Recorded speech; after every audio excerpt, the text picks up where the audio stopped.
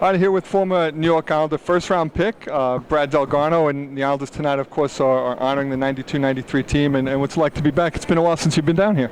It's been. Well, I came down a year and a half ago with my kids. First time they'd come back to Long Island. Two of them were born here, and it was nice to kind of catch up with everybody. But I tell you, having a purpose with the 92-93 guys. I mean, it was such an important year for me.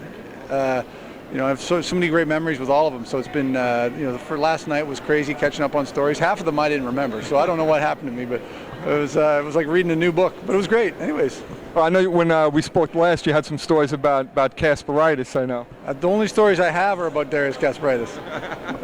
as he goes by. Every funny story I have. No, seriously, he was so enjoyable to just be around. Right. The enthusiasm he has for life. Some of it misguided, but some of that makes it more enjoyable. Now, you played your entire career for the Islanders, as you mentioned. And of course, the 92-93 team was probably the most exciting team that you guys played on. Like far and away the best year. I think the best year for a lot of us, but that's certainly the best year I had as a player. On the same line every day, there was a consistency to it, and we didn't really have the great success until second half. It kind of all started to come together. But that year was fantastic, just to have that sense of, I don't know, it was the first real year I felt at home.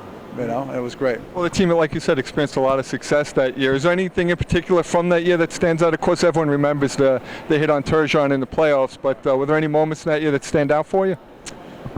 Oh gosh, there's so many, quite frankly. But just looking around that dressing room and having a sense of pride that I hadn't really felt before. Mm-hmm. And then at the end, after particularly beating Pittsburgh was certainly probably the greatest high that we'd had. And then, I think a pretty exhausted team went into Montreal, so we were a little disappointed at the outcome there, but it was still great. So what are you doing now? I know you're up in Toronto doing some marketing for, was it Starshot? The company's, the agency is Starshot. I mean, another guy named Brad of all things. But we have clients like Microsoft and Dell. So we've somehow grown within the technology space, and we do a lot of events and a lot of social marketing. So it's been a great 11 years having that agency. So it's been nice. Well, listen, it's great to see you, and have a great time tonight. Thank you so much.